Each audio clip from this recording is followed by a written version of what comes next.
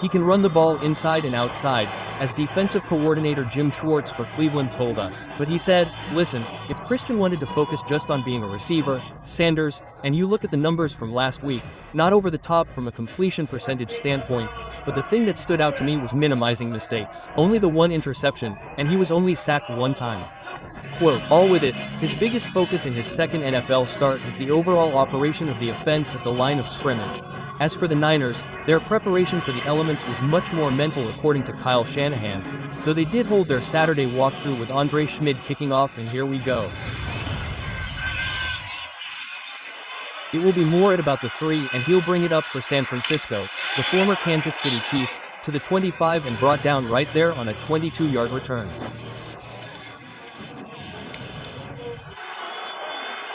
So, an efficient Brock Purdy today, and there with the wind here in the first quarter with McCaffrey the back, on the move with play action, 1st and 10, chased by Garrett downfield, you check, and then belted out of bounds by Hickman. He gets his way near with that motion.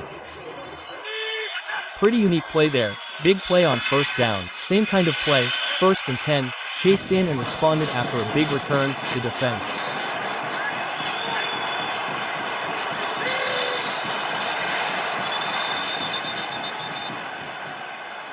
Timeout taken, San Francisco. San Francisco's first timeout. It will be 30 seconds. It's McCaffrey with a nice play by Myles Garrett, and that line will be counted on here on this 3rd and goal. Well, and you have to remember though, Kevin, over the last 6 games, this offense has been in the red zone, won 3 games this season. And what's even crazier is the numbers that Jim Schwartz's defense has been able to put up. And we know what Myles Garrett's doing, but here they only have one tight end in. 3rd and goal, McCaffrey touchdown guy in there. All set up on a 66-yard punt return by McCaffrey, able to slide into the end zone. Matt Gay again taking the place of the injured Eddie Pinheiro, will try the extra point and he'll put it through, 7-0 Niners. 13th touchdown of the season collectively, tied for the 2nd most in the NFL. Here's the return. Malai Kaur will bring it up for Cleveland on the kickoff and out to the 30-yard line. Tackled on the play by Nick Martin on a 26-yard return. Our first San Francisco 49ers. Here we go, 2nd possession for the Browns. Sanders Judkins. And he'll squirm his way into the grasp of Furl on a gain of 7. 2nd the short time they've been out there. Larvin is back on the moored punt for San Francisco.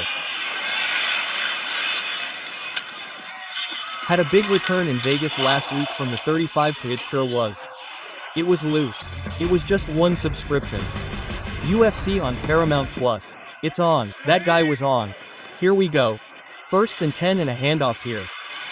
And it goes to the other rookie running back, Dylan Sampson, who tries to work by and can't and loses a yard. Mel and he's back to the 39, down and 11 with the back. Dylan Simpson out of Tennessee. He was the SEC Offensive Player of the Year last season. Messy pocket and caught on that fluttering ball Bond. Getting under it. Making the catch there. Sampson the back on the move. Sanders 1st and 10 got a nice block in there by Oku, and look at him backpedal his way into the secondary and down near the 35, try and get a contested ball, but he made the decision to hit it out to the flat and be smart with the football. Weipeler is still the center, Sampson the back. 2nd down 10 blocked by Khan.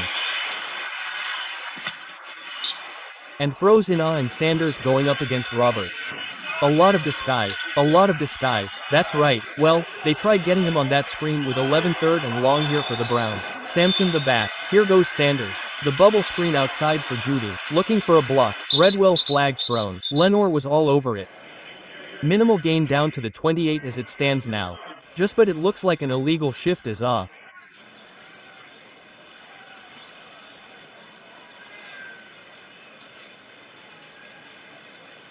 Defense. He's somehow manufactured an 8-5 record. Illegal shift. Offense number 3 was never set prior to the snap. 5-yard penalty. 3rd down. The veteran Jerry Jeudy. Sampson in the back 3rd and 15, and they need the NER 22.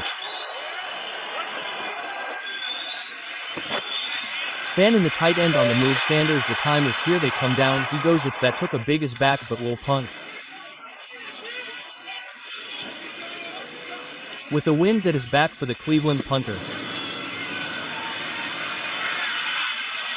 Will let it go over his head and it die in the end zone. A touchback. Was coming into this. It's going to be a lot of heavy on the run and not a lot of pass early on. But the wind isn't as bad as what we thought. Now it's going to increase throughout the day. So right now taking some chances. It's for the first time wrapped up by Graham. A good looking. The sack is trying to get the big play and Bark is still in there at the left guard. McCath the back, 2nd 9 on the fly. Play action by Purdy and he's got the crouching tight end at the 30. Kittle to the 35, hit by Swesser. It's a first down, 35-yard line out of his hands quickly, but Purdy's numbers haven't been like they have in the past as far as pushing the ball upfield. Today I don't see him doing a lot of that because of the pressure that the Browns like to bring with their pass rush. 1st and 10. Here we go. Robinson the other way with a beat on across the way. Denzel Ward and Ems out between drives. It appears to be a heated battery-powered brace keeping that elbow from stiffening up on him while the Browns offense is out in the front.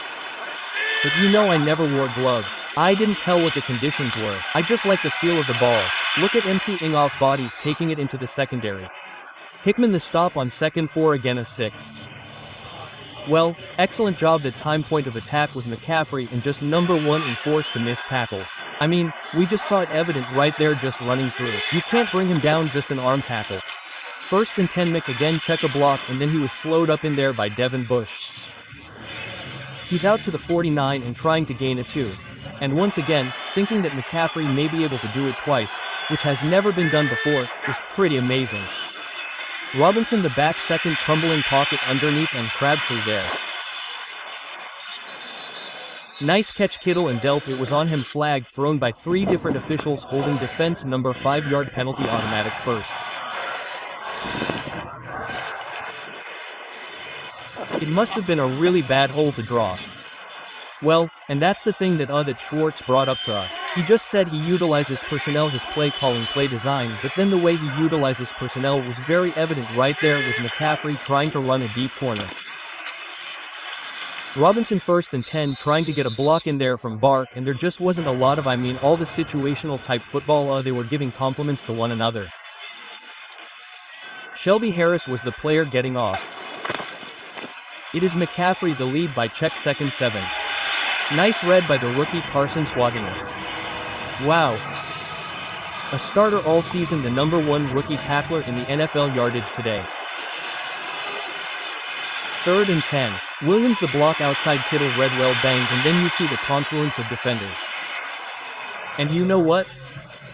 I really thought that 5 to 6 yard gain there was going to force their hand really to go for it on 4th down. I felt like if they didn't get that, they really didn't have much of a choice but to.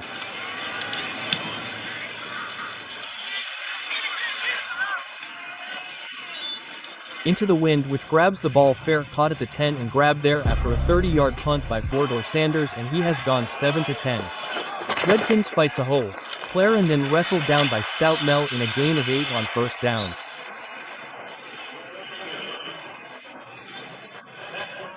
Kev Tuesday the 21 on the gain of 3 by Quinn Judkins, who began at Ole Miss and then finished up at Ohio State, won a national title. Well, back-to-back runs there for the Browns to get them out of their own.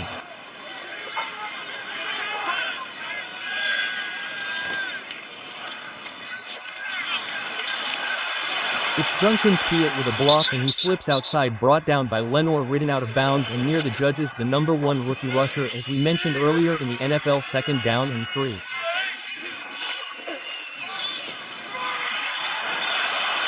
The reverse, Judkins to Bond with a beat on him and out of bounds, Brown chasing Bond.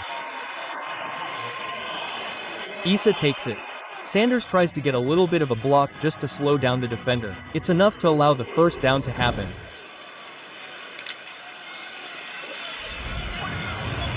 Like Sanders under center or back in the gun? Well, they've been trying to use him under center. It seems like more. There's a run by Sampson. They'll curl his way in and down. Going is Curtis Robin position right now. And here's the guy that was taking the place, the down player Robinson being the guy that had the green dot and was the play caller. Sanders now will be under center for the 12th time. This is the 27th play of the game. Samson the bat second 3. First down into the secondary hit by Winners and others. Queen got a hand on him in point. The money being spent on him, but this just creates an opportunity for other guys to come in and step up. And really, if you look at this defense the last couple of weeks, they played really well. It's just they're getting more reps together. Jeff sweep right here. This is Corley, who tries to get away and dives, and CK screws his way into the grasp of Graham. Got away from Brown, picks up, and by Macy.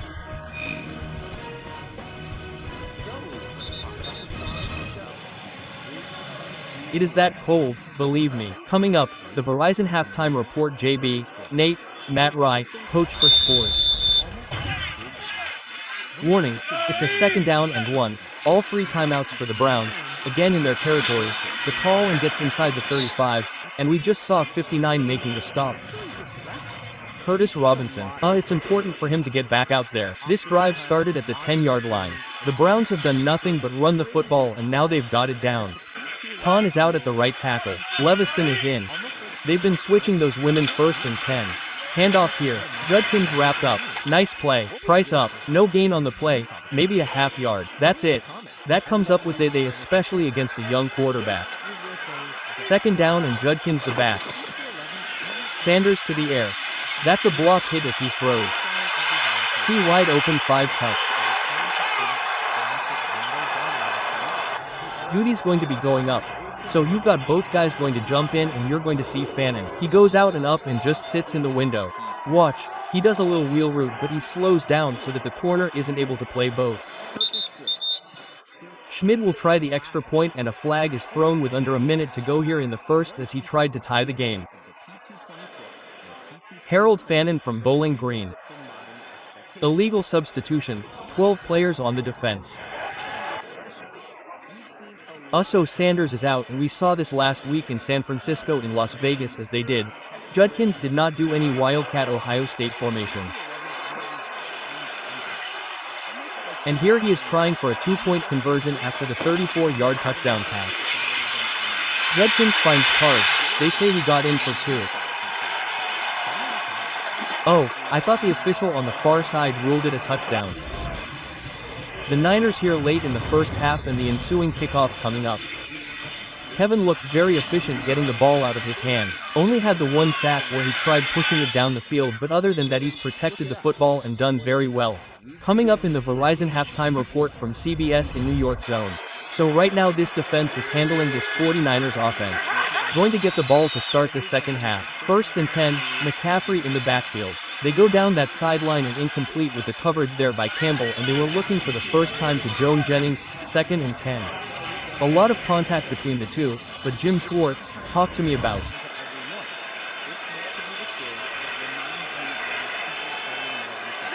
2nd down and 10.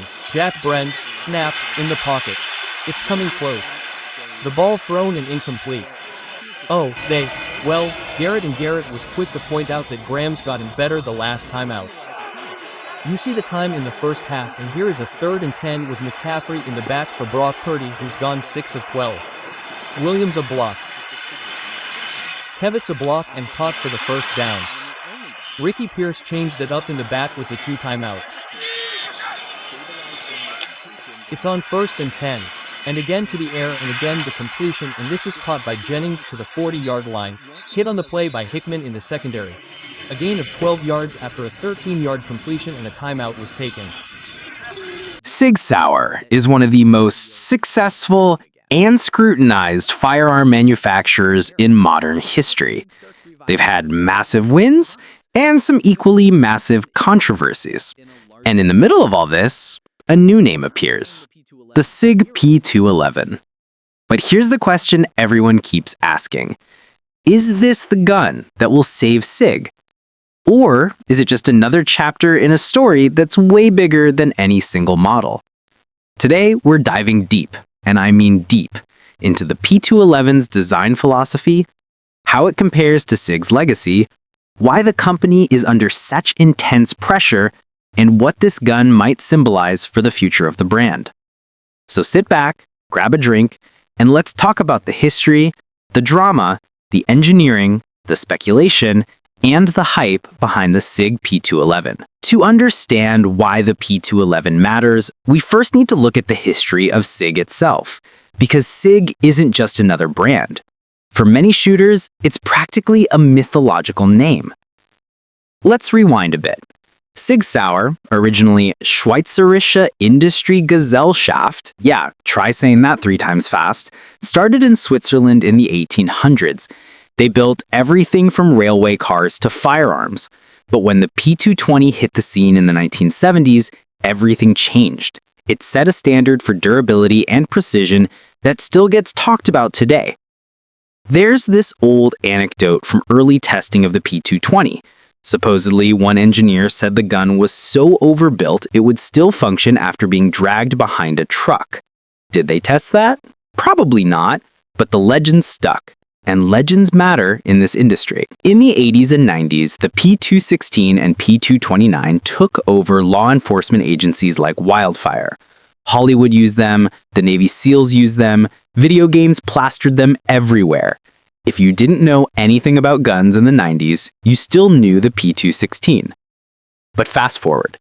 SIG evolved. They launched the striker-fired P320, which won the US military contract. Then the micro-compact P365 changed the concealed carry world. With each victory came expectation, and with expectation comes pressure. Which brings us to now. You can't talk about the P211 without talking about why the firearm community is so divided about SIG right now, because in the past few years, SIG has been on one of the bumpiest rides in its history. Multiple lawsuits involving the P320 platform, online debate, sensational articles, and conflicting claims, fierce competition from Glock, CZ, Walther, FN, Smith & Wesson, consumer trust shifting based on social media virality, and the pressure of constant innovation in a saturated market. And let's be honest, the internet loves drama. A single video or claim spreads like wildfire. And whether these issues are mechanical, situational, or user-generated, one thing is clear. SIG is being watched more closely than ever, which leads people to ask, is SIG releasing the P211 as an attempt to reset the narrative, a fresh start, a return to what made them iconic in the first place? Or is this just another product in the pipeline and the community is projecting their hopes and fears onto it?